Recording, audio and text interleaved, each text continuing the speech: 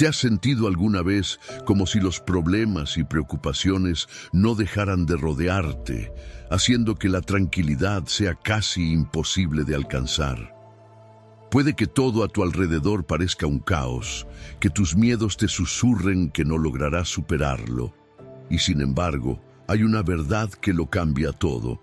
Jesús reveló una calma tan poderosa que no solo silencia los temores más profundos, sino que también abre puertas a milagros que jamás imaginaste. En cada página de la Biblia encontramos a un Dios que no ignora nuestras tormentas, sino que se muestra más fuerte que cualquier viento o tempestad. Y hoy quiero invitarte a que hagas una pausa, respires y abras tu corazón a esta enseñanza transformadora. Porque la paz que Jesús ofrece no es una pausa momentánea, sino una fuerza interior capaz de sostenerte en medio del caos y atraer soluciones divinas allí donde no veías salida. Antes de sumergirnos en las próximas secciones, te propongo un ejercicio sencillo pero lleno de fe.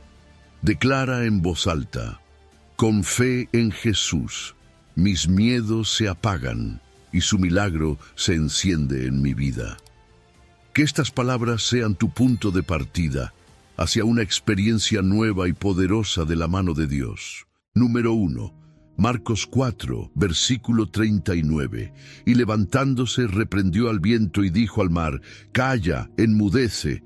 Y cesó el viento y se hizo grande bonanza. Y les dijo: ¿por qué estáis así amedrentados? ¿Cómo no tenéis fe? Imagina por un momento que estás en una barca en medio de un lago oscuro y de repente el cielo se rompe en truenos. El viento ruge como si el mismo mar estuviera gritando. Las olas golpean con furia y cada embestida hace temblar la estructura de la barca como si estuviera hecha de papel.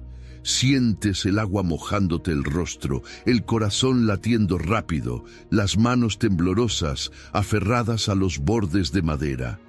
No es una simple lluvia, es una tormenta que amenaza con tragarlo todo. Y ahí estás tú, preguntándote: ¿dónde está Jesús? Los discípulos vivieron exactamente eso. Eran pescadores, hombres acostumbrados al agua, al clima cambiante, a los desafíos del mar. Pero esta tormenta, esta era diferente. No era una más. Era la que desbordaba su experiencia, su seguridad, su lógica. Y mientras ellos luchaban contra el miedo, Jesús dormía. Sí, dormía. En medio del caos, en la parte trasera de la barca, sobre un cabezal, Jesús descansaba como si nada pasara. No porque no le importara, sino porque sabía quién era y a quién obedecía el viento. La imagen es poderosa. Por un lado, hombres desesperados. Por el otro, el Hijo de Dios, sereno. Y ahí ocurre algo clave. Ellos lo despiertan, no con una oración, sino con una acusación disfrazada de súplica. ¿No te importa que perezcamos? ¿Te suena familiar? ¿Nunca has dicho algo así en medio de tu propia tormenta? ¿Nunca has sentido que Dios está dormido mientras tu mundo se desmorona? Entonces Jesús se levanta, y no se levanta solo para calmar el viento. Se levanta para mostrar quién tiene la última palabra. Calla, enmudece. Y en ese instante todo se detiene. El viento obedece, las olas se aquietan. El silencio cae como un manto sagrado, una gran bonanza. No solo calma, no solo menos viento, una paz que transforma completamente el ambiente. Lo que antes parecía muerte, ahora se convierte en descanso. Pero lo más profundo no fue lo que ocurrió afuera, fue lo que Jesús reveló después. ¿Por qué estáis así amedrentados? ¿Cómo no tenéis fe? No era un reproche cruel. Era una invitación, una pregunta que perfora la superficie de la situación para llegar al corazón. ¿Por qué tienen miedo si estoy con ustedes? Jesús no estaba diciéndoles que la fe elimina las tormentas, sino que su presencia redefine cómo atravesarlas. Porque la verdadera calma no empieza cuando todo se resuelve afuera. Empieza cuando algo se alinea por dentro, cuando la presencia de Jesús se vuelve más real que la fuerza del viento, cuando su voz tiene más peso que el estruendo de las olas.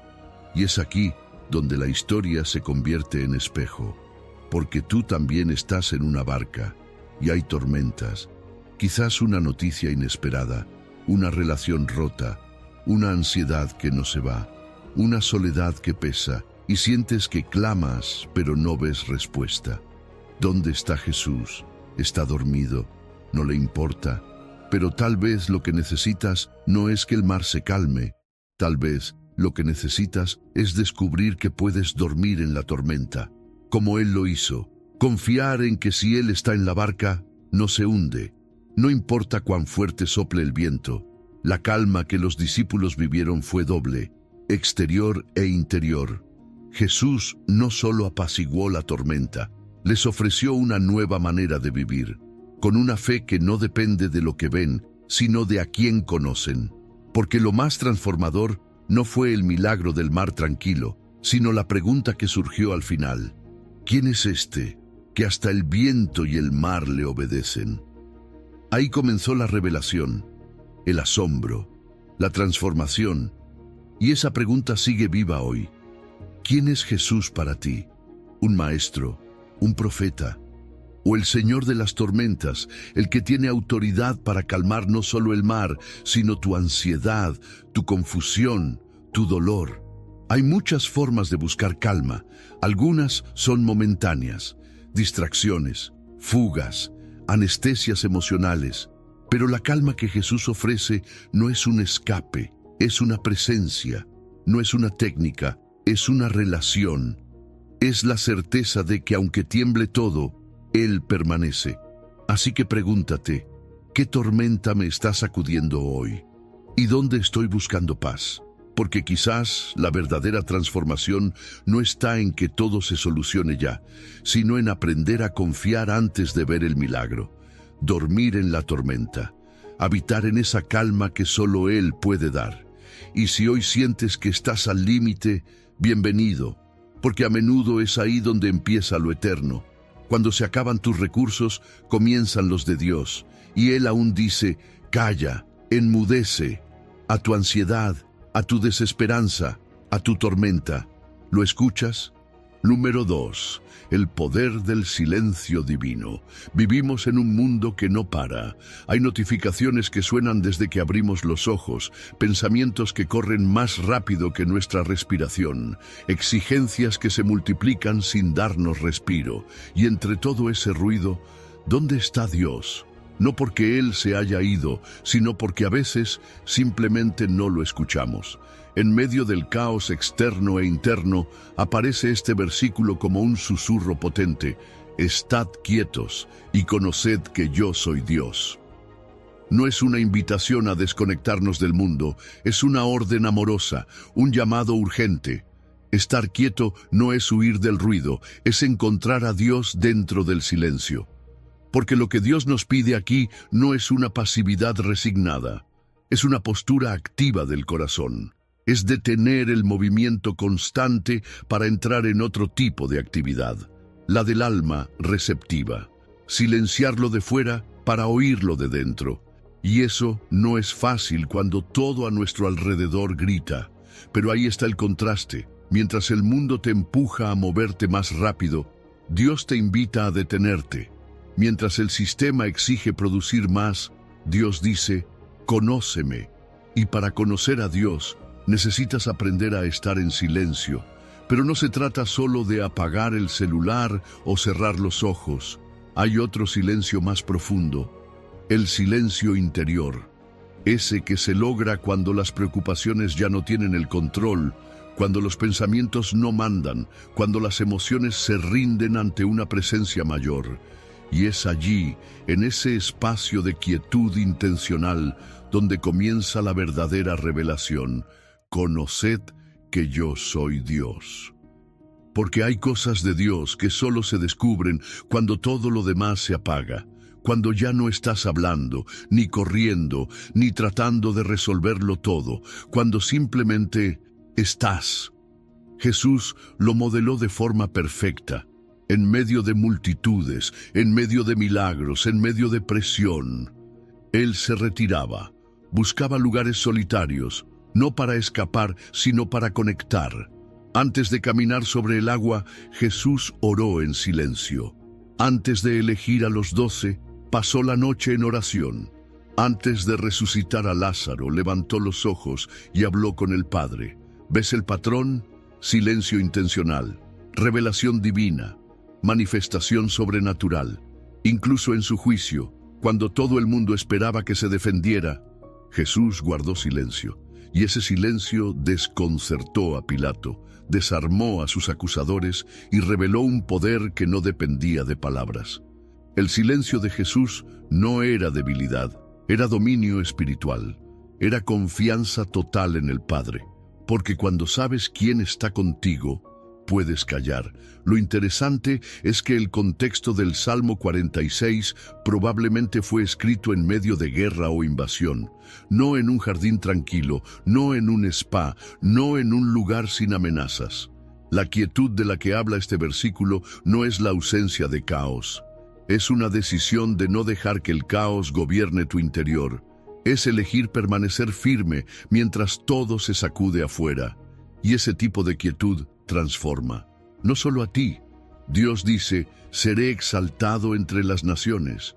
Es decir, cuando tú decides estar quieto, el mundo lo nota. Cuando eliges confiar en lugar de reaccionar, otros son impactados. Hay personas que han sido atraídas a Jesús no por sermones, sino por observar una paz inexplicable en medio de una tormenta. Porque la calma sobrenatural siempre llama la atención en medio del ruido. Ahora, ¿cómo empezamos? Porque no basta con desearlo. Necesitamos práctica. Tal vez solo 5 minutos al día. Apagar todo, respirar, no pedir nada. Solo estar, escuchar, esperar, permitir que Dios hable sin interrumpirlo. Y cuando vengan los pensamientos, no pelees con ellos. Déjalos pasar como nubes. Vuelve al centro, vuelve a Él. Es un entrenamiento, pero cada día cuenta. El silencio puede ser incómodo al principio, porque nos confronta con lo que realmente hay dentro. Pero es allí donde empieza la transformación, porque antes de vivir la calma perfecta por fuera, Dios quiere cultivarla por dentro. La quietud es el terreno donde germina la fe profunda, y cuando aprendes a estar en silencio con Dios, aprendes a estar en paz contigo mismo, con los demás y con lo que venga. Así que hoy te invito a practicar solo eso, un pequeño espacio, no para evadir, sino para encontrar, porque en el silencio Dios habla, y cuando Él habla todo cambia. ¿Estás dispuesto a callar un poco para conocerlo más? Número 3. Silenciando las tormentas interiores. ¿Cuántas veces has intentado dormir con la mente llena de pensamientos que no se callan?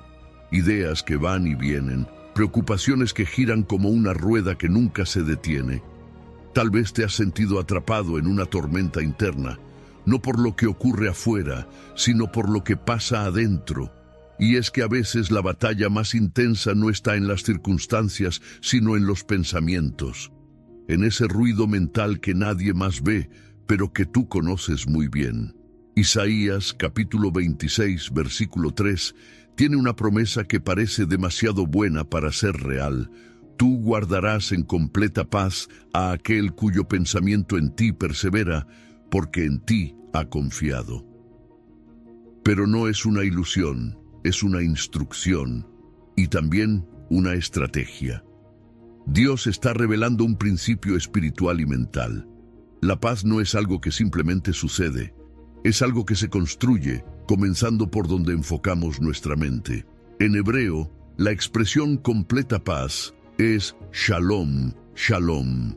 Y ese doble énfasis no es casualidad. En la Biblia, cuando algo se repite, es para amplificar su fuerza. No se trata de una paz superficial, ni momentánea, ni simplemente emocional. Se trata de una paz que invade cada rincón, cuerpo, alma, relaciones, decisiones. Es plenitud, es equilibrio interior aun cuando todo afuera está desequilibrado. Y lo interesante es lo que Dios ata a esa paz, el pensamiento. Pero no cualquier pensamiento. El término usado en el original, yetzer, no se refiere a un pensamiento pasajero, como un recuerdo que te cruza la mente. Se refiere a una imaginación formativa. Es el tipo de pensamiento que crea una atmósfera interna, el que define la dirección de tu día. Es decir, no basta con pensar en Dios por un momento, se trata de perseverar en Él, de sostener la mente anclada a su presencia, a su carácter, a su palabra. Y claro, eso suena bonito, pero ¿cómo se hace cuando todo dentro de ti quiere correr en otra dirección? Ahí entra la segunda parte del versículo. Porque en ti ha confiado. La confianza es el puente entre lo que pensamos y lo que sentimos. Puedes saber cosas sobre Dios, pero si no confías en Él, tus pensamientos no encontrarán descanso. La fe es la que convierte la verdad en refugio. Es la que transforma el conocimiento en seguridad emocional. Jesús lo vivió. Frente a la cruz, frente a traiciones, frente a burlas y violencia, mantuvo una calma que desconcertaba a todos. No porque no sintiera, no porque fuera indiferente, sino porque su pensamiento perseveraba en el Padre. Lo vemos retirándose a orar, meditando en las Escrituras, encontrando dirección en la quietud. Y lo más poderoso es que esa paz que él vivió está disponible para ti. Y no es solo teoría, neurociencia moderna lo confirma. El cerebro humano tiene un sesgo natural hacia el miedo. Es una herramienta de supervivencia. Pero cuando ese mecanismo se sale de control, vivimos constantemente en modo alerta. Por eso, renovar la mente, como dice Romanos 12, no es solo un mandato espiritual, es una necesidad fisiológica. Y renovar la mente comienza con prestar atención a qué estás pensando y decidir redirigirlo. Es como un jardín. Si dejas la tierra sin cuidado, crecerán espinas, pero si decides qué sembrar, con constancia verás fruto. Lo mismo pasa en tu mente. Si llenas tus pensamientos con noticias que infunden miedo, conversaciones que siembran duda o recuerdos que alimentan ansiedad, no esperes cosechar paz. Pero si eliges llenar tu mente con la palabra, con verdades eternas, con gratitud intencional, algo empieza a cambiar. No es magia, es entrenamiento, como un atleta que desarrolla resistencia. Al principio cuesta, pero cada vez que detienes un pensamiento negativo y lo reemplazas con una promesa de Dios, estás fortaleciendo ese músculo espiritual. Cada vez que repites verdades como «El Señor es mi pastor, nada me faltará», estás preparando tu mente para ser un lugar de paz. Un terreno fértil donde Dios puede hablar. Y sí, hay días donde parece imposible, donde el caos interno gana por goleada, pero ahí es donde entra el acto más poderoso: detenerte, respirar, nombrar el miedo y traer a la memoria quién es Dios. Porque la paz perfecta no llega cuando el problema se resuelve, llega cuando decides confiar en medio del proceso. Haz la prueba hoy. Identifica un pensamiento que te genera ansiedad, deténlo y reemplázalo por una verdad bíblica. Escríbela, repítela, guárdala en tu mente, porque ahí comienza todo. Como dice Isaías, Dios guardará en perfecta paz al que persevera en Él, porque en Él ha confiado. Esa paz no es un deseo vago, es una promesa disponible. Solo tienes que entrenar tu mente para recibirla, y entonces las tormentas interiores comenzarán a silenciarse. Número 4. El secreto de la serenidad de Jesús. Todos buscamos paz, a veces conscientemente, otras sin darnos cuenta. Queremos que se calme la mente, que el corazón deje de correr, que los problemas no pesen tanto, y casi siempre empezamos por lo mismo: cambiarlo de afuera. si el trabajo mejora, si la relación se arregla, si el dinero alcanza, si la enfermedad se sana. Pero Jesús, con una calma que solo puede venir del cielo, dijo algo que rompe ese patrón. Estas cosas os he hablado para que en mí tengáis paz. En el mundo tendréis aflicción, pero confiad, yo he vencido al mundo. Es tan claro y a la vez tan contracultural, porque Jesús no nos da una fórmula para eliminar los problemas. No nos promete una vida sin dolor, nos ofrece algo más profundo. Paz en Él, no en la estabilidad, no en la ausencia de conflicto. En Él, es decir, la paz verdadera no nace cuando todo está bien, nace cuando estamos conectados con quien ya venció. Y eso cambia todo, porque si la paz está en Cristo, entonces no depende de lo que pasa, sino de con quién estoy mientras pasa. Jesús no endulza el mensaje. Él es honesto. En el mundo tendréis aflicción. Así, sin filtro, porque no quiere que vivamos con falsas expectativas. Él sabía que la vida iba a doler, que habría presión, pérdida, traición, que a veces el miedo nos iba a visitar sin avisar. Pero justo ahí, en ese mismo lugar de realidad cruda, aparece su invitación más poderosa: confiad. Y esa palabra, confiad, no es un sentimiento vago, es una decisión, una postura, un salto de fe que dice: aunque no entiendo todo lo que pasa, sé en quién estoy. Confiar no es negar la tormenta, es anclarte al capitán que no se hunde.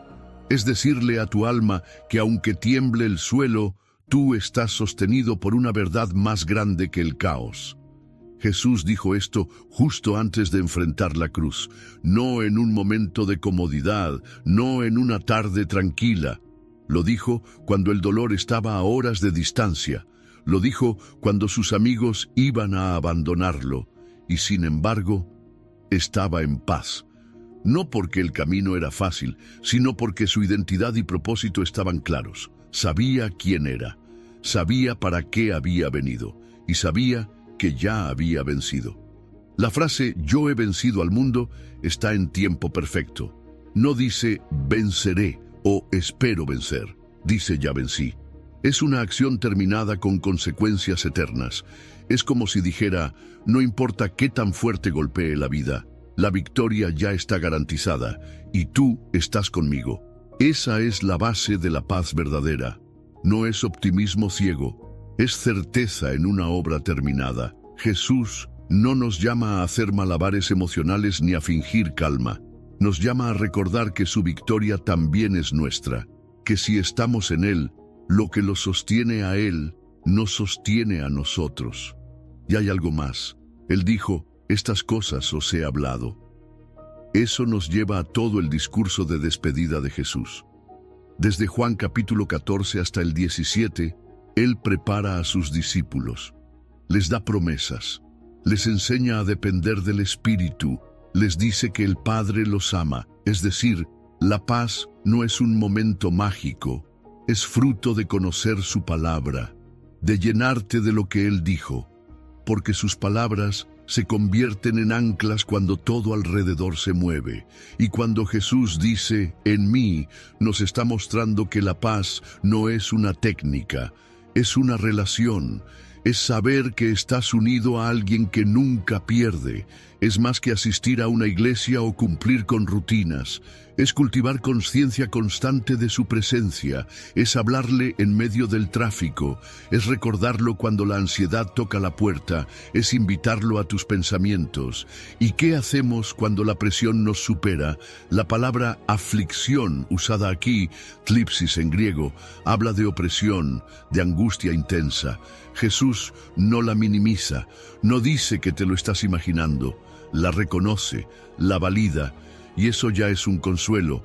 Él no solo nos entiende, ya pasó por ahí y venció. Por eso podemos confiar. Ahora piensa, ¿dónde estás buscando tu paz últimamente? ¿En qué has estado confiando realmente cuando llegan los problemas? Hoy puedes decidir cambiar el enfoque, volver a la fuente. Dejar de perseguir calma en lo que cambia y empezar a vivir desde la victoria que no se mueve. Jesús no solo nos dio una promesa, nos dio un modelo. El secreto de su serenidad no fue una técnica, fue su conexión constante con el Padre, su conciencia plena de su propósito, su certeza de que todo tenía sentido en el plan eterno, y tú y yo tenemos acceso a ese mismo secreto. Así que hoy, cuando llegue la aflicción, y va a llegar, recuerda esto: la paz no está en lo que pasa, está en quien está contigo, y Él ya venció. Número 5. La paz que desafía la lógica humana. Hay momentos en los que todo indica que deberías estar destruido.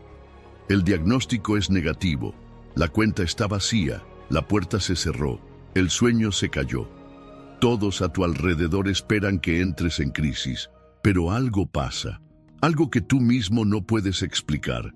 No se trata de negar la realidad, ni de pretender que no duele.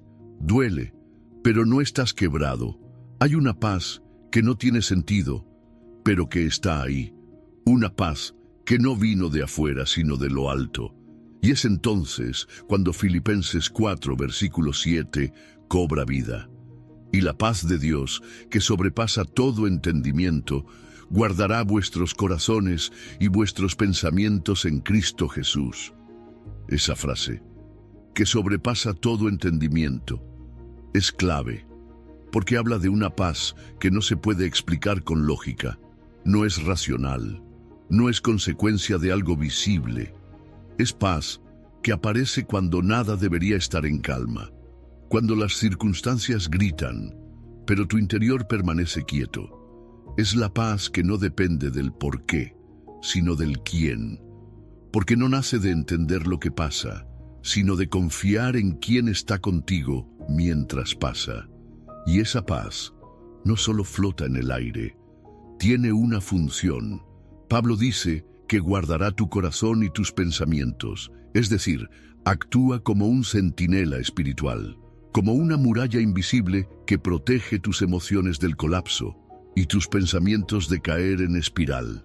Es como si Dios dijera: tú te enfocas en mí y yo me encargo de cuidar lo que adentro de ti necesita permanecer firme. Pero esa paz no se activa sola. En el versículo anterior, Pablo lo conecta con una práctica constante. Por nada estéis afanosos, sino sean conocidas vuestras peticiones delante de Dios en toda oración y ruego, con acción de gracias. Aquí está la clave. No es solo pedir, es pedir con una actitud de confianza, con gratitud, con la certeza de que Dios ya está obrando, aunque aún no veas el resultado. Porque la oración con gratitud reconfigura tu enfoque, te hace mirar hacia arriba cuando todo te jala hacia abajo. Y es ahí donde ocurre lo extraordinario, porque cuando en vez de afanarte decides orar, cuando en vez de quejarte decides agradecer, no necesariamente cambia la situación, pero cambia algo más importante: tú. Y esa transformación interna es la que abre la puerta para que la paz de Dios se manifieste, no como una teoría, sino como una realidad tangible, como ese silencio interno en medio del ruido externo, como ese todo va a estar bien, aunque aún no sepas cómo. Esta paz no es la que ofrece el mundo. El mundo te da una paz frágil que depende de las circunstancias. Una paz que se rompe fácil, que se va con una mala noticia, que se agota con el mínimo contratiempo. Pero la paz de Cristo es otra cosa. Es permanente, es profunda, es inmune a los reportes humanos. Porque no se basa en la situación, se basa en su presencia. Y eso la convierte en un testimonio poderoso. Cuando alguien te ve en medio de una tormenta y dice: ¿cómo puedes estar tan tranquilo? Esa paz habla por ti. No necesitas predicar. Tu serenidad inexplicable predica sola, porque la paz que sobrepasa el entendimiento también sobrepasa los argumentos y transforma el ambiente. Hay historias reales de personas que incluso en el lecho de muerte han sonreído con una calma que desarma a los médicos. padres que han perdido un hijo y aún así oran con gratitud, mujeres que enfrentan un divorcio devastador y aún levantan sus manos en adoración. Eso no es fuerza humana, es el fruto de una conexión con Cristo. Y hay algo más. Hoy la ciencia empieza a descubrir lo que la palabra ya decía hace siglos.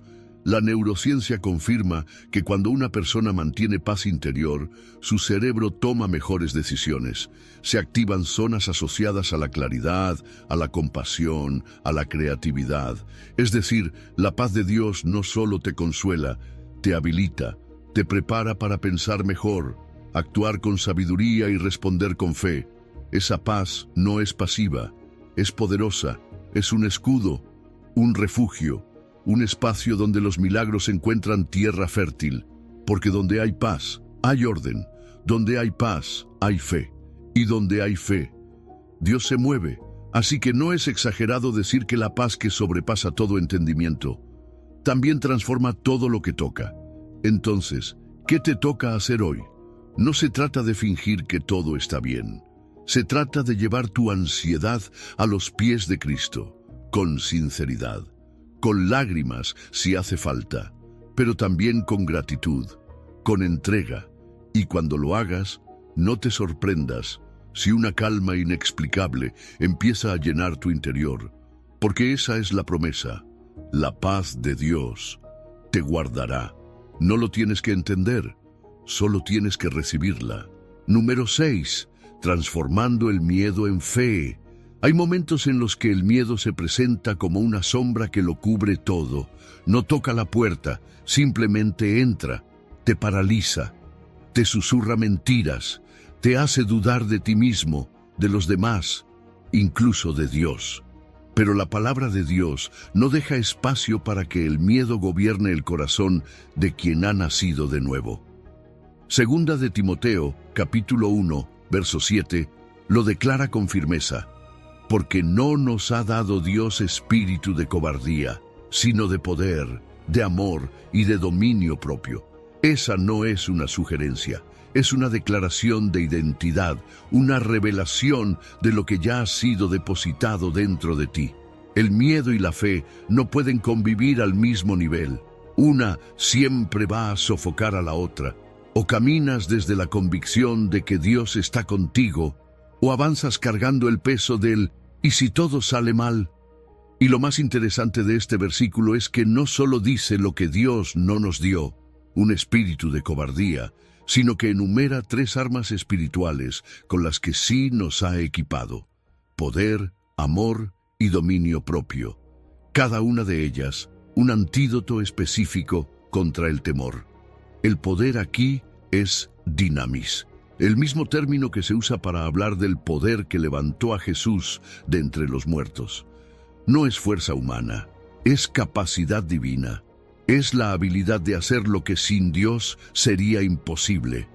Es lo que te levanta cuando ya no puedes, lo que te sostiene cuando tus recursos se acaban, lo que te impulsa a avanzar cuando todo en ti quiere retroceder. El miedo paraliza, pero el poder de Dios moviliza, y cuando esa fuerza actúa en ti, el temor pierde autoridad. El segundo ingrediente es el amor, pero no cualquier amor, es ágape, el amor perfecto, el que no depende de cómo te sientes ni de cómo se comporta el otro. Es ese amor que, como dice Primera de Juan 4:18, echa fuera el temor, lo disuelve. Porque el miedo muchas veces nace de la percepción de abandono, de sentirte solo, desprotegido, pero el amor de Dios cubre ese vacío. Te recuerda que no estás solo, que Él no te soltó, que no tienes que luchar con tus propias fuerzas. Cuando sabes que eres amado de forma incondicional y total, el miedo pierde su voz. Y luego está el dominio propio, en griego, sofronismos. No es solo autocontrol, es una mente sobria, una mente estable, una mente que no se deja arrastrar por la ansiedad ni por los pensamientos destructivos. El dominio propio es ese freno interior que te dice: respira, recuerda quién eres, recuerda quién es Dios. Es lo que te da claridad cuando todo parece nublado, y es una de las armas más poderosas en un mundo que vive en modo pánico. Pero esta transformación del miedo en fe no ocurre de un día para otro. Es un proceso. Es como cambiar la dirección de un río. Requiere práctica. Requiere volver una y otra vez a la fuente. Identificar cuándo el miedo está hablando, nombrarlo y contrarrestarlo con la verdad. Porque muchas veces confundimos el miedo con prudencia, pero no son lo mismo. La prudencia te lleva a actuar con sabiduría. El miedo te impide actuar. Uno protege, el otro paraliza. Por eso necesitamos comunidad. Personas que nos ayuden a recordar lo que ya sabemos, pero que a veces olvidamos. Porque en medio de la batalla mental, la voz de otro que cree por ti cuando tú estás débil puede marcar la diferencia. No fuimos diseñados para vencer el miedo solos. La fe también se fortalece en equipo. Y aquí va algo práctico. Cada vez que sientas que el miedo empieza a apretar el pecho, haz una pausa. Pregúntate, ¿qué me está diciendo este miedo? ¿Y qué dice Dios al respecto? Luego, reemplaza ese pensamiento con una declaración de fe. Escríbela, repítela, declárala en voz alta si hace falta. No es magia, es entrenamiento espiritual. Y poco a poco, el miedo se va transformando en fe. Porque la fe no es solo una emoción positiva, es la sustancia de lo que se espera. Es la convicción profunda de que lo invisible de Dios tiene más peso que lo visible del problema. Cuando vives desde la fe, el milagro se vuelve posible, porque ya no estás cerrando la puerta con miedo, estás abriéndola con expectativa. Y es ahí, justo ahí, donde Dios se mueve, donde el cielo invade la tierra, porque cuando el miedo cede, la fe crece, y donde hay fe, hay camino, hay poder, hay transformación. Así que hoy, si el miedo está tocando tu puerta, recuerda esto. Tú no fuiste creado para huir, fuiste equipado para avanzar. Dios ya te dio lo que necesitas. No te falta poder, no te falta amor, no te falta dominio propio. Solo tienes que activarlo, porque no estás solo y no estás desarmado. Número 7. El reposo sagrado que atrae lo sobrenatural. Vivimos en una época donde el descanso se ha vuelto un lujo, no una práctica espiritual. Donde la productividad define el valor y el cansancio se celebra como señal de éxito. Pero la palabra de Dios nos ofrece una verdad que desafía esa cultura. Queda un reposo sagrado para el pueblo de Dios. Hebreos 4:9. Este no es un simple descanso físico, no es dormir un poco más o tomarse un fin de semana libre. Es algo mucho más profundo. Es un estado del alma, una postura espiritual que atrae lo sobrenatural porque nace de una confianza absoluta. Dios ya terminó la obra. El texto continúa diciendo, el que ha entrado en su reposo, también ha reposado de sus obras como Dios de las suyas. Esta es una imagen poderosa. Así como Dios, después de crear el mundo, se detuvo, no porque estaba agotado, sino porque había terminado. Tú y yo también somos llamados a entrar en ese mismo reposo. No cuando todo esté perfecto, no cuando los pendientes desaparezcan, sino ahora, hoy, porque el reposo no es el resultado de que todo esté bajo control. Es la evidencia de que confías en que Dios tiene el control. Pero aquí viene el detalle que a veces pasamos por alto. El versículo 11 dice, procuremos, pues, entrar en aquel reposo. Es decir, no ocurre automáticamente. Se busca, se procura, se practica. Requiere una decisión activa, porque nuestra tendencia natural es seguir haciendo, seguir intentando, seguir luchando con nuestras propias fuerzas. Y hay momentos en que el mayor acto de fe no es hacer más, sino detenerte y declarar, ya no me toca a mí. Esta batalla es del Señor. El reposo sagrado no es ociosidad, no es apatía, no es cruzarse de brazos con resignación. Es una declaración profética, es mirar el caos y en vez de entrar en pánico, Decidir sentarte espiritualmente y decir, yo ya sembré, ya oré, ya obedecí, ahora espero. Porque cuando entras en el reposo, renuncias al control. Y eso atrae lo sobrenatural. Porque estás diciéndole a Dios, haz tú lo que yo ya no puedo hacer. El problema es que vivimos inmersos en un sistema que glorifica el agotamiento, que te mide por lo ocupado que estás, que te hace sentir culpable si no estás produciendo. Y así se pierde el principio del sábado, que no era solo un día para no trabajar. Era un recordatorio constante de que la provisión no depende de ti. Era un acto de fe. El pueblo de Israel no descansaba porque todo estaba hecho. Descansaba para recordar que Dios era su fuente. Y ese principio sigue siendo válido hoy. Porque el reposo sagrado es también una protección. Del desgaste físico, sí, pero sobre todo del desgaste del alma. Y cuando no entras en él, te vuelves vulnerable, te vuelves reactivo, comienzas a operar desde el miedo, desde la ansiedad, desde la escasez. Tu fe se debilita, tu visión se nubla, porque el alma que no reposa se endurece, se enfría, se fragmenta.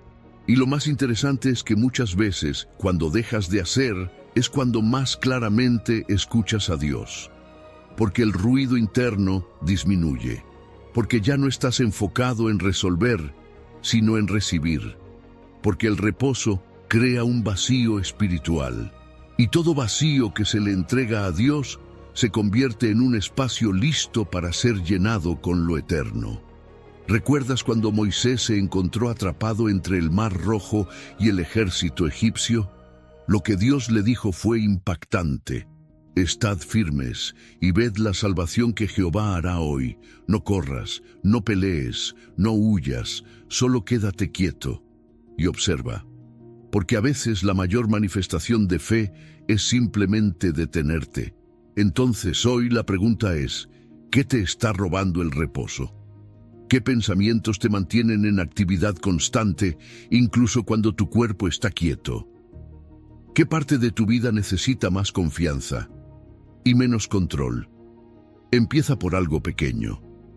Apaga el teléfono un par de horas, haz una pausa a mitad del día para respirar y recordar que Dios sigue obrando, aunque tú no lo veas. Separa un día a la semana, aunque sea unas horas, para simplemente estar. No producir, no planear, solo estar con Dios. Porque cuando haces espacio para el reposo, estás haciendo espacio para el cielo, y quizás justo cuando sueltes el control, el milagro se manifieste. Porque el reposo sagrado no es el final del esfuerzo, es el principio de la intervención divina. Número 8. La calma ante la adversidad. No hay nada que revele más el estado del alma que la manera en que enfrentamos la adversidad. Cuando todo va bien, es fácil decir, Dios está conmigo. Pero es cuando las puertas se cierran, cuando las noticias golpean, cuando parece que nada tiene sentido. Ahí se revela si nuestra confianza está en las circunstancias o en el carácter inquebrantable de Dios. Y en medio de esas temporadas difíciles hay una promesa que resuena con poder, y sabemos que a los que aman a Dios, todas las cosas les ayudan a bien. Romanos 8:28. No dice algunas cosas, no dice solo lo bueno, dice todas las cosas, lo que entiendes y lo que no, lo que deseabas y lo que jamás pediste, lo que te alegró y lo que te rompió. Todas las cosas cooperan para un bien mayor, si amas a Dios y estás alineado con su propósito. Esta promesa no significa que no habrá dolor, no elimina las lágrimas, pero cambia la interpretación. Porque si todo coopera para bien, entonces incluso la pérdida, el rechazo o el fracaso tienen un propósito redentor, no porque Dios apruebe el mal, sino porque lo redime, lo transforma, lo convierte en materia prima para tu crecimiento. Y cuando vives con esa convicción, puedes tener calma aun cuando todo a tu alrededor grita pánico. La adversidad no toma a Dios por sorpresa, nunca lo ha hecho. De hecho, muchas veces es precisamente en la crisis donde Él prepara el escenario para mostrar su gloria. Recuerda al pueblo de Israel frente al Mar Rojo. ¿Fue una trampa? ¿Un error de cálculo? Number fue una plataforma para la mayor manifestación de liberación que esa generación había visto.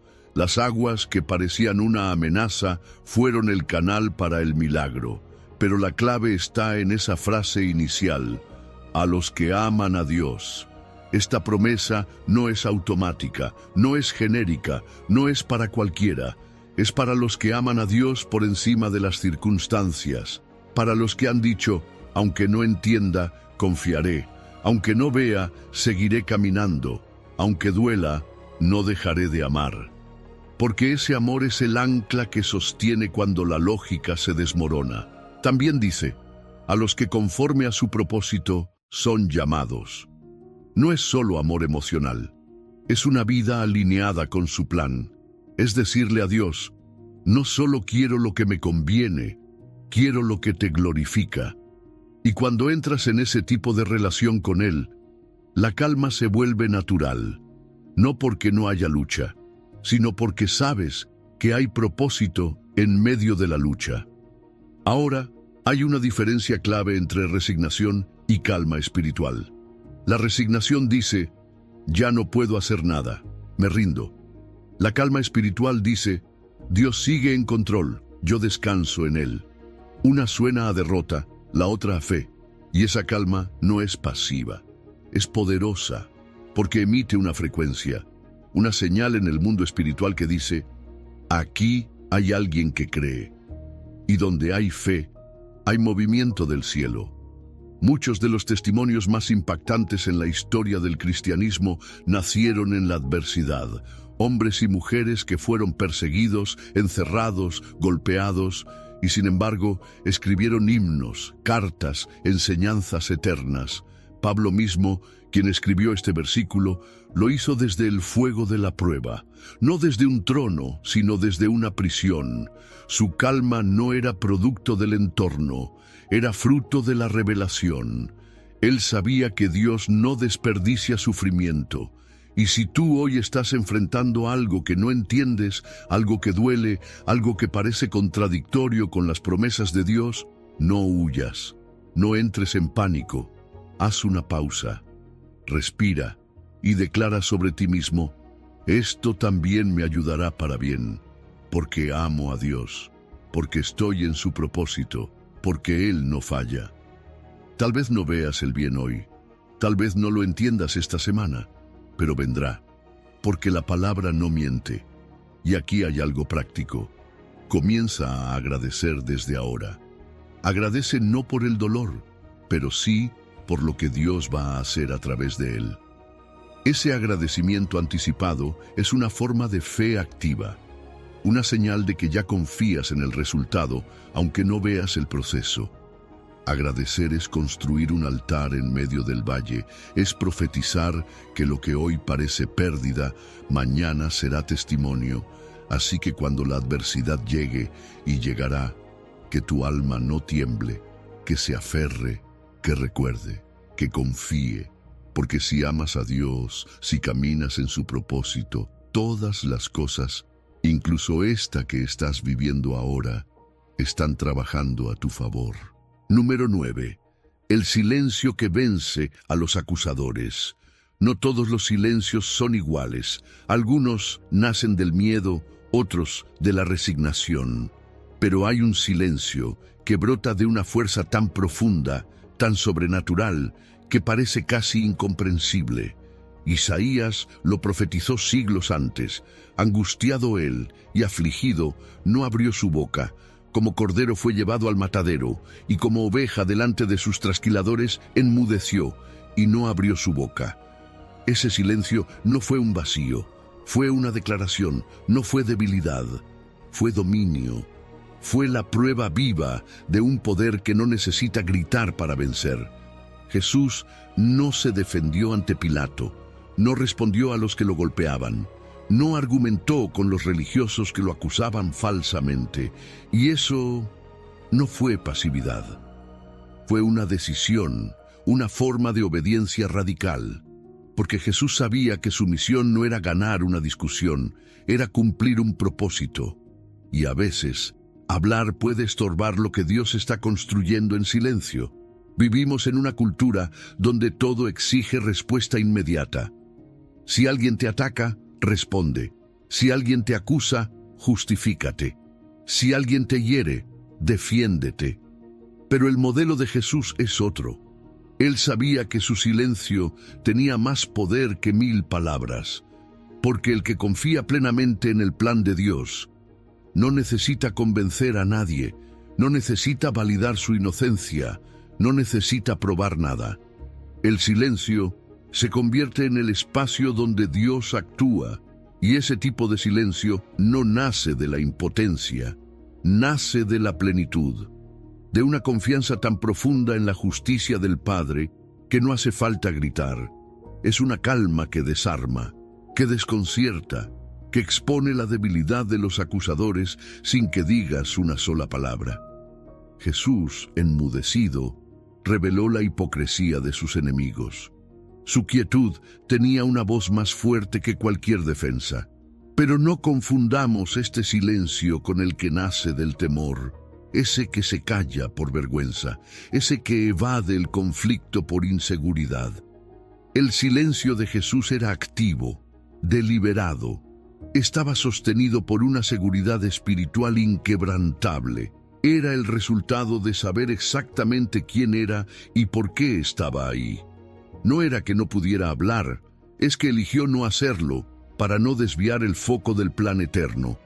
A veces, cuando respondemos desde la carne, solo avivamos el fuego.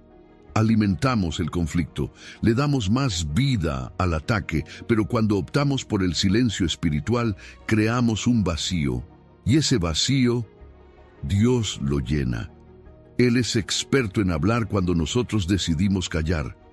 Porque hay batallas que no se ganan hablando, se ganan esperando. Moisés lo dijo cuando el pueblo estaba aterrado frente al Mar Rojo. El Señor peleará por vosotros, y vosotros estaréis tranquilos. ¿Qué sentido tiene eso en medio de una crisis? Todo el sentido, porque a veces, mientras más intentas defenderte tú, más impides que Dios intervenga. Pero cuando decides confiar, Él actúa, Él pelea, Él vindica, y lo hace mejor de lo que tú podrías. Hay momentos para hablar, claro que sí. La Biblia también lo enseña. Hay tiempo de callar y tiempo de hablar. Eclesiastés 3:7. La clave está en discernir cuál es cuál, porque hay palabras que edifican, pero también hay silencios que liberan, que protegen, que preparan el terreno para un milagro. Y sí, cuesta callar cuando te acusan, cuesta no defenderte cuando sabes que estás en lo correcto, cuesta no gritar cuando te están humillando. Pero si estás conectado con el cielo, sabes que no todo merece una respuesta. No todo debe ser enfrentado con palabras. A veces el mayor acto de fe es permanecer en silencio. ¿Y qué ocurre mientras estás callado? Dios habla, Dios ordena, Dios expone, y lo que tú no pudiste explicar con tu voz, Él lo deja claro con sus hechos. Hay personas que verán la mano de Dios sobre tu vida, no por lo que dijiste, sino por cómo supiste callar. Así que si hoy te encuentras en medio de una situación injusta, si te están señalando, si te están malinterpretando, tal vez esta no es la batalla que debes pelear con argumentos. Tal vez es el momento de enmudecer como Jesús, de confiar en el plan eterno, de dejar que el cielo hable por ti. Y cuando lo haga, será evidente. No necesitarás justificarte, no necesitarás explicaciones, porque el silencio que nace de la confianza en Dios siempre termina en vindicación. Jesús no habló, pero resucitó, y eso fue suficiente. Número 10. La quietud que precede a la victoria. A veces la batalla más dura no es contra lo que está frente a ti, sino contra lo que hay dentro de ti. Ese impulso que te dice, haz algo ya, resuelve, corre, grita, mueve fichas. Y sin embargo, hay momentos donde lo más espiritual, lo más estratégico, lo más milagroso que puedes hacer es detenerte. Éxodo 14, versículo 14, lo dice con una claridad que corta como espada. El Señor peleará por vosotros y vosotros estaréis tranquilos. Imagina la escena. El pueblo de Israel está atrapado, el mar delante, los egipcios detrás, el desierto a los lados. No hay salida visible, no hay plan B, todo parece perdido. Y en medio del pánico, Moisés se pone de pie y les dice, estén quietos. ¿Qué? ¿Quietos? ¿Aquí? ¿Ahora? ¿Con el enemigo pisándonos los talones? Sí, porque ese momento no era para correr, era para confiar. Y es que hay una quietud que no es resignación, es resistencia espiritual. No es dejar de hacer por impotencia, es dejar de hacer por fe. Es decir, no me voy a mover hasta que Dios hable, no voy a reaccionar como el mundo espera, no voy a ceder al miedo, voy a quedarme aquí, porque sé que Él se va a mover. Esa quietud, en realidad, es una forma de guerra. Una guerra que se gana no con gritos, sino con confianza. No con estrategia humana, sino con dependencia absoluta.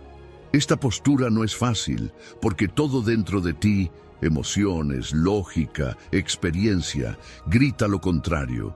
Quieres tomar el control, defenderte, aclarar, manipular. Pero Dios a veces dice, no lo hagas. Quédate quieto, déjame pelear esta por ti. Porque hay batallas que solo se ganan cuando dejas de luchar tú. La quietud que precede a la victoria es profundamente contracultural. En una sociedad que glorifica la hiperactividad, la reacción instantánea, el impulso constante, estar quieto parece debilidad, pero en el reino de Dios, esa quietud es un arma secreta, es el lugar donde se activa lo sobrenatural, donde se alinean los ángeles, donde el cielo toma el control. Es el silencio antes del milagro. Josafat lo entendió. En 2 de Crónicas 20, cuando 3 ejércitos venían contra él, consultó al Señor, y el mensaje fue claro: no peleen ustedes, esta batalla no es suya, estén firmes y vean la salvación de Dios. ¿Y qué hizo Josafat? No mandó soldados al frente, puso cantores, adoración en vez de armas, quietud en vez de reacción, y mientras adoraban, Dios confundió al enemigo. La victoria vino en el silencio. Lo mismo con Josué. Antes de que cayeran los muros de Jericó, el pueblo marchó en silencio, durante 6 días, dando vueltas en silencio, porque había algo sagrado en esa expectativa, en ese no hacer que estaba cargado de fe. Y al 7º día, con un solo grito, los muros cayeron, pero primero hubo quietud. La pregunta es, ¿cómo cultivamos esa quietud cuando la presión es máxima? ¿Cómo practicamos ese silencio sagrado cuando todo en nuestra carne quiere actuar? Primero, reconociendo que la quietud no es pasividad. Es una decisión activa de ceder el control. Segundo, entrenando nuestra mente a no depender de la urgencia, apagando las notificaciones, respirando, meditando en la palabra, repitiendo verdades como Dios está aquí, Él ve, Él sabe, Él actúa. Y tercero, practicando el agradecimiento anticipado, porque cuando das gracias por una victoria que aún no ves, estás habitando el espacio de la fe. Estás haciendo lo que el pueblo de Israel hizo, esperar en silencio, mientras el mar aún no se abría, pero sabiendo que lo haría. La quietud en momentos de crisis es como el silencio justo antes de la nota musical más intensa. Es esa pausa que crea tensión, que hace que el momento siguiente sea aún más poderoso, porque cuando Dios interviene, lo hace con perfección, y muchas veces esa intervención viene después de una aparente inactividad, de ese momento donde todo parece detenido. Pero no lo está. Está a punto de explotar en gloria. Así que si hoy estás enfrentando algo que parece imposible, si ya no sabes qué más hacer, Tal vez no se trata de hacer más, tal vez se trata de hacer menos, de hacer silencio, de estar quieto y dejar que Dios pelee, porque hay victorias que no se ganan hablando, ni corriendo, ni empujando, sino esperando. Y cuando esa quietud se activa, lo sobrenatural entra en escena. El Señor peleará por ti, solo quédate quieto. Número 11. Restaurando la calma perdida. Hay una calma que solo se encuentra cuando la voz del pastor vuelve a ser más fuerte que el ruido de todo lo demás. El Salmo 23 lo dice de forma tan íntima, tan profunda, que no se necesita explicación técnica, solo corazón abierto. En lugares de delicados pastos me hará descansar, junto a aguas de reposo me pastoreará, confortará a mi alma. No dice quizás, ni cuando las condiciones lo permitan. Dice, me hará descansar, porque a veces estamos tan agitados por dentro, tan desgastados emocionalmente, que no sabemos cómo volver a la paz, y entonces Él interviene. La calma se puede perder por muchas razones. La acumulación de decisiones que nos desgastan, la presión silenciosa del día a día, la ansiedad que se instala sin avisar, las heridas que no sanaron del todo. Poco a poco, casi sin notarlo, nos volvemos personas que funcionan, pero que ya no descansan de verdad. Sonríen, pero por dentro están cansadas. Cumplen, pero se sienten vacías. Se mueven, pero sin dirección. Y ahí es donde este versículo se vuelve una promesa y un refugio, porque no estamos hablando de un descanso superficial. No es una pausa de domingo ni una siesta de media tarde, es algo más profundo, es restauración. El Salmo dice que Él conforta nuestra alma, y la palabra confortar no es solo consolar, es devolver el aliento, es reconstruir lo que fue quebrado, es reposicionar lo que se desvió, es renovar mente, voluntad y emociones. Es decirle al alma, respira, estás a salvo.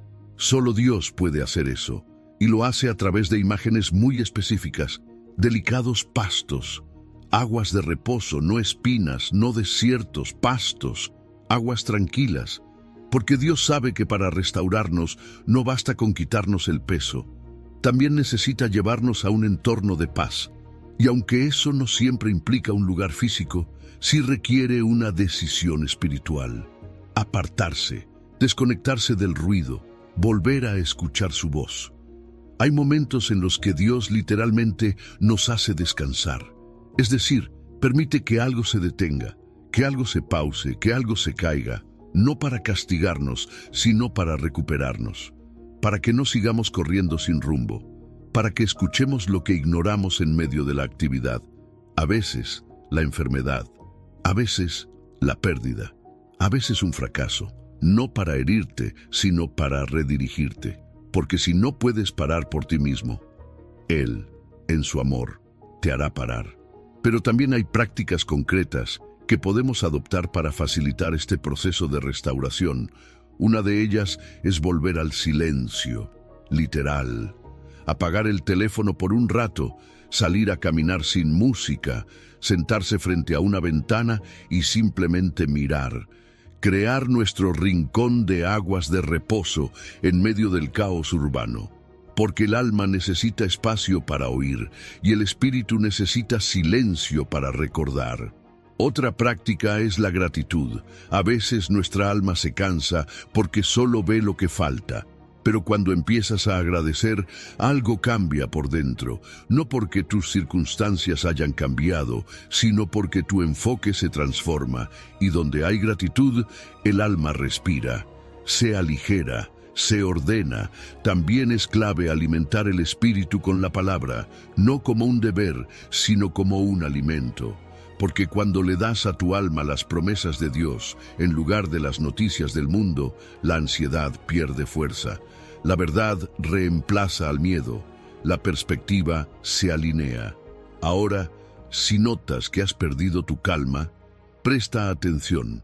Hay señales: irritabilidad constante, falta de disfrute por cosas que antes te llenaban, insomnio, sensación de vacío aunque estés ocupado.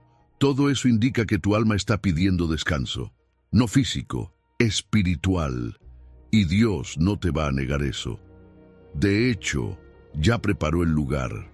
La restauración de la calma no es solo algo terapéutico, es algo espiritual, es el terreno donde florece una nueva sensibilidad, donde comienzas a notar a Dios en los detalles, en una conversación, en una canción, en una sonrisa, en una pausa. Cuando tu alma está en paz, puedes ver a Dios en cosas que antes pasabas por alto, porque ya no estás sobreviviendo, estás habitando. Y eso es lo que el buen pastor quiere para ti. No que te arrastres en la fe, sino que camines en calma. No que solo resistas, sino que disfrutes el camino. Porque Él no solo te guía, te pastorea, no solo te corrige, te restaura, no solo te llama, te hace descansar. Así que si perdiste tu paz, no te culpes, no estás solo. Todos pasamos por ahí, pero hoy puedes volver a los pastos, volver a las aguas, volver a la voz que calma, porque el descanso ya fue preparado. Solo necesitas seguir al pastor y dejarte pastorear. Número 12. La paz como testimonio al mundo. Jesús no dijo, les enseñaré cómo alcanzar paz. No dijo, si oran suficiente, si se portan bien, si todo sale como esperan, tendrán paz. Él dijo algo radicalmente diferente. Dijo, la paz os dejo, mi paz os doy. Yo no os la doy como el mundo la da. No se turbe vuestro corazón, ni tenga miedo. Juan 14:27. Esta no es una promesa futura, es una transferencia, un regalo. Es como si dijera, aquí tienes, esta es mi paz. No una imitación, no una copia, es mía y ahora es tuya. Y esa frase lo cambia todo, porque la paz que Él nos da no depende de lo externo, no está atada al resultado de tus exámenes médicos, no se derrumba cuando pierdes un empleo, no se esfuma cuando alguien te falla, es una paz que permanece cuando todo lo demás se mueve, una paz que no se fabrica, sino que se recibe. Y cuando esa paz se manifiesta en tu vida, especialmente en medio de la crisis, se convierte en uno de los testimonios más poderosos que existen, porque la paz verdadera es profundamente contracultural. En un mundo donde todos están en modo alerta, donde la ansiedad es el idioma común, donde el miedo marca la agenda, ver a alguien que camina en calma llama la atención. No necesitas predicar un sermón, tu serenidad habla por ti. Es como una pancarta espiritual que grita, hay otro tipo de vida, hay otra fuente, hay alguien más gobernando mi interior. Jesús fue muy claro al diferenciar la paz que Él da de la que el mundo ofrece. La paz del mundo es condicional, está bien mientras todo esté bien, es frágil, se rompe fácil, viene de fuera hacia adentro, pero la paz de Jesús es al revés, viene de adentro hacia afuera. No cambia con las noticias, no depende de cómo se comporta la gente. Tiene su raíz en una presencia constante, Cristo mismo habitando en ti.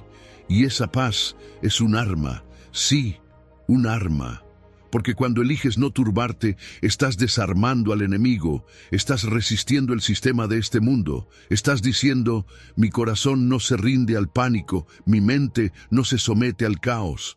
Jesús dijo, no se turbe vuestro corazón, lo que significa que tú y yo tenemos un rol activo.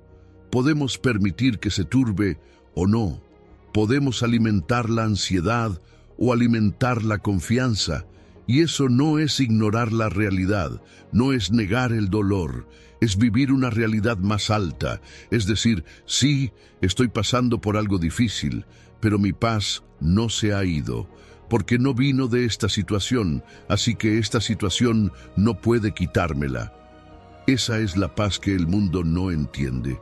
pero que no puede ignorar, y cuando esa paz se manifiesta, también se abre la puerta para lo sobrenatural, porque Dios se mueve en ambientes de fe, y la paz es el suelo donde la fe florece. Cuando estás en paz, puedes escuchar mejor a Dios, puedes discernir mejor, puedes actuar con sabiduría. La paz no es solo el resultado de un milagro, a veces es la condición que lo precede. Jesús calmaba tormentas externas, pero primero vivía sin tormentas internas. He escuchado testimonios de personas que, en salas de hospital, con diagnósticos devastadores, transmiten una paz tan tangible que los médicos se detienen. Enfermeras preguntan, ¿cómo puedes estar tan tranquilo? O en medio de una pérdida cuando el dolor debería quebrarte, esa persona se mantiene firme, no por frialdad, sino por profundidad. Esa es la paz que testifica, que atrae, que provoca preguntas que solo el Evangelio puede responder. En un mundo hambriento de calma, tu paz puede ser un faro, puede ser el puente por donde alguien se acerque a Jesús. No todos van a abrir una Biblia, no todos irán a una iglesia, pero muchos van a mirar tu vida, y cuando vean que tienes algo que ellos no tienen, pero que desean, entonces sus corazones estarán listos para recibir la verdad. Así que hoy, si estás enfrentando algo que podría robarte la paz, recuerda esto: no estás llamado a fabricar calma, estás llamado a recibirla. Jesús ya te la dejó, ya te la dio, y ahora tú decides qué hacer con ella. La abrazas, la activas, la dejas fluir.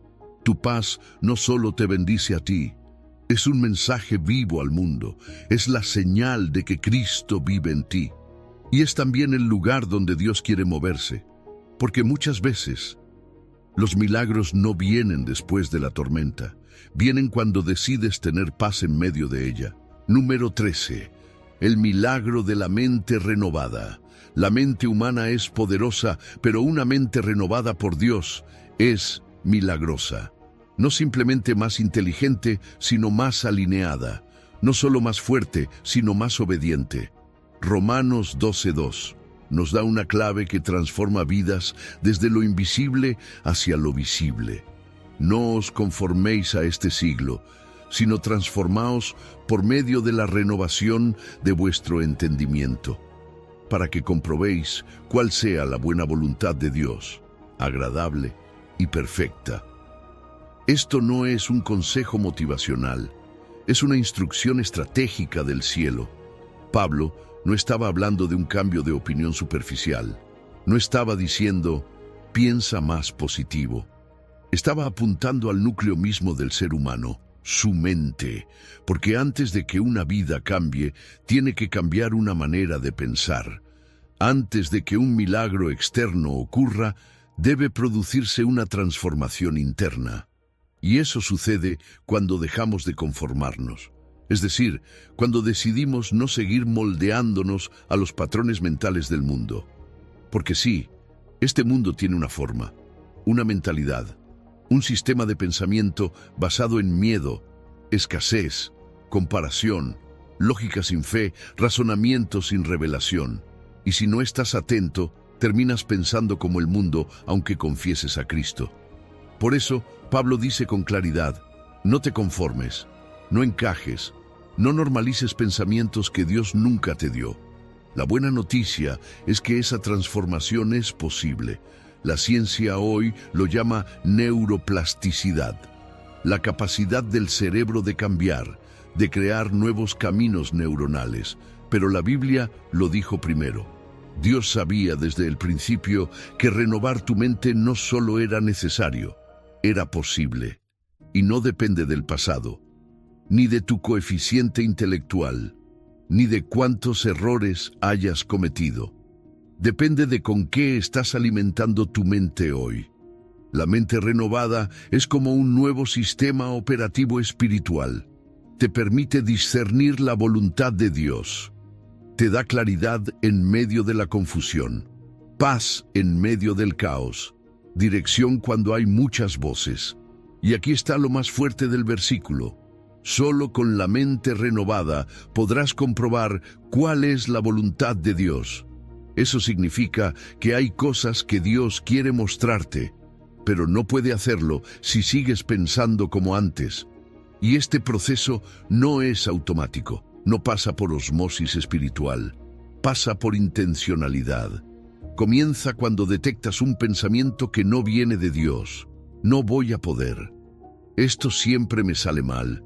Dios se olvidó de mí. ¿Te suena familiar? Ese pensamiento, si lo dejas crecer, se vuelve una fortaleza. Por eso, necesitas identificarlo, confrontarlo y reemplazarlo con la verdad. Todo lo puedo en Cristo. Dios es fiel. Él tiene planes de bien para mí.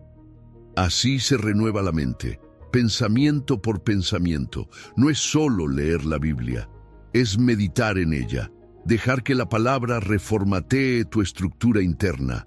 Es repetirla, escribirla, declararla, porque lo que meditas, moldeas. Y cuando tu mente está moldeada por la verdad, ves como Dios ve. Actúas con sabiduría, tomas decisiones con paz. Ya no reaccionas desde la carne, sino que respondes desde el Espíritu. Y aquí hay algo profundo. Una mente renovada es un imán para lo sobrenatural, porque está sintonizada con la frecuencia del cielo. Percibe oportunidades donde otros solo ven crisis. Escucha la voz de Dios donde otros solo oyen ruido. Eso fue lo que le pasó a Josué y Caleb. Todos los demás espías vieron gigantes, ellos vieron promesa. ¿Por qué? Porque su manera de pensar era diferente. Su mente estaba renovada por la convicción de quién era su Dios. Imagina esto por un momento. ¿Cuántos milagros no hemos visto porque nuestra mente no estaba lista para recibirlos? ¿Cuántas puertas no se han abierto porque pensábamos como esclavos cuando ya éramos hijos? Dios no solo quiere cambiar tus circunstancias, quiere cambiar tu percepción, porque si ves diferente, caminas diferente. Y si caminas diferente, vives diferente. Entonces, si sientes que estás estancado, que no avanzas, que algo no se alinea, haz esta pregunta. ¿Qué pensamiento estoy permitiendo que no proviene de Dios? Y una vez lo identifiques, deséchalo como una mentira.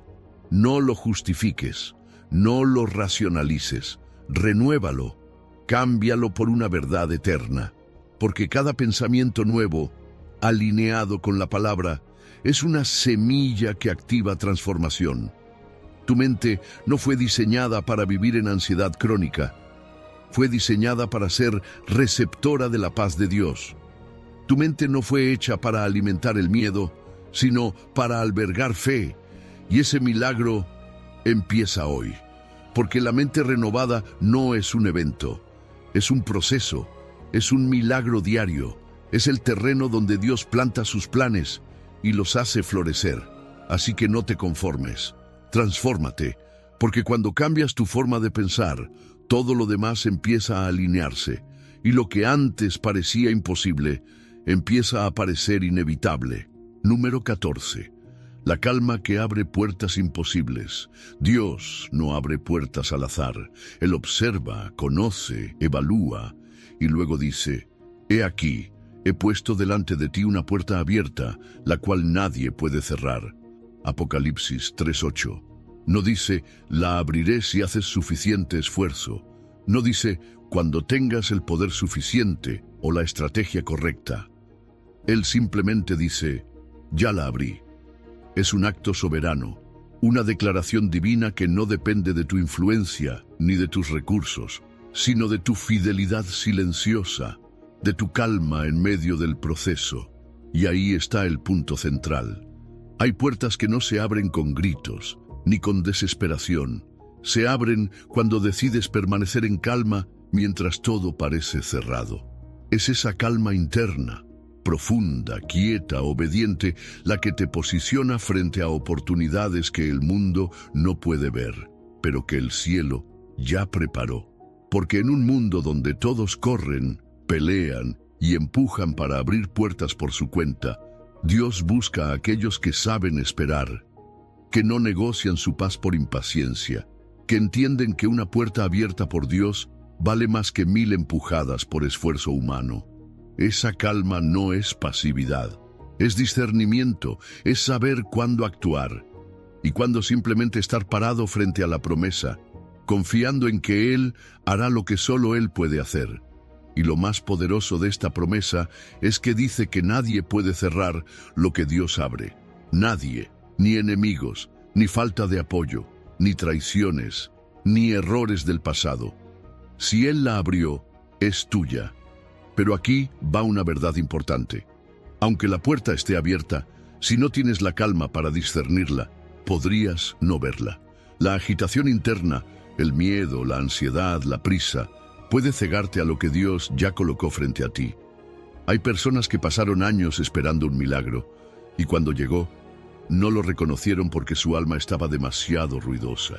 Otras, en cambio, decidieron habitar en la paz, mantenerse firmes, cultivar quietud. Y un día sin aviso, vieron la puerta y supieron que era el momento, y entraron, no porque forzaron la oportunidad, sino porque vivieron listos para ella. Y eso requiere una práctica espiritual intencional. La calma sobrenatural no es un estado emocional, es una posición espiritual. Se cultiva cuando oras sin ansiedad, cuando sirves sin esperar aplausos, cuando obedeces sin necesidad de entenderlo todo. Es esa calma que dice, yo sé en quién he creído, y aunque todavía no vea la puerta, sé que ya está abierta. Porque muchas veces lo que Dios está evaluando no es tu capacidad, sino tu constancia. No es tu visibilidad, sino tu disposición. Él dijo, yo conozco tus obras. No dijo, conozco tus éxitos. Dijo, obras. Esas acciones ocultas, esos pasos silenciosos de fidelidad, esa obediencia que nadie celebra. Y por eso, Él pone puertas, porque reconoce lo que nadie más ve. Ahora hablemos de otra diferencia crucial. Puertas abiertas por esfuerzo humano versus puertas abiertas por intervención divina. Las primeras vienen con desgaste, con lucha, con estrés, con el constante miedo de que algo salga mal. Pero cuando Dios abre una puerta, tú entras con paz, con favor, con fluidez, con la seguridad de que no tienes que sostener por tus fuerzas lo que el cielo ya habilitó. Y sí, hay testimonios de personas que, después de años de espera, vieron abrirse puertas imposibles, restauración familiar, oportunidades laborales, sanidades, reconciliaciones, ministerios que nacieron cuando todo parecía estancado. Y todos tienen algo en común, una etapa previa de calma y confianza radical. No inactividad, sino confianza activa. Paciencia con propósito, fe que no se rinde. Porque no se trata solo de ver puertas abiertas, se trata de estar alineado para entrar por ellas. Y eso implica obediencia, porque a veces Dios abre la puerta, pero si no estás donde Él te pidió que estés, podrías no estar listo cuando llegue el momento. La calma también te permite escuchar instrucciones, porque la paz es el lenguaje donde Dios habla más claro. Y te dejo esta imagen final. Fue en la quietud de una noche silenciosa en Belén, sin ruido de multitudes, sin proclamaciones públicas, que ocurrió el milagro más grande de todos, la encarnación. Dios entrando al mundo por una puerta humilde, abierta por promesa, rodeada de calma. Así es como Él se mueve, y así es como tú también puedes moverte. Mantente en paz, persevera en obediencia, porque esa puerta ya está abierta. Solo necesitas estar lo suficientemente quieto para verla y lo suficientemente firme para atravesarla. Si has llegado al final de este video, eres una persona dedicada y comprometida con el crecimiento espiritual y el acercamiento a Dios. El hecho de que hayas llegado hasta el final demuestra tu determinación para absorber conocimiento y aplicarlo en tu vida. Sigue buscando sabiduría y trabajando para fortalecer tu fe y tu relación con Dios. Recuerda que el aprendizaje y el acercamiento a Dios son un viaje continuo y gratificante. Mis videos ayudan a las personas de cualquier edad a acercarse a Dios, redescubriendo enseñanzas olvidadas y profundizando en la palabra divina. Comenta, estoy más cerca de Dios, para hacernos saber que llegaste hasta aquí y que estás en este camino de fe con nosotros.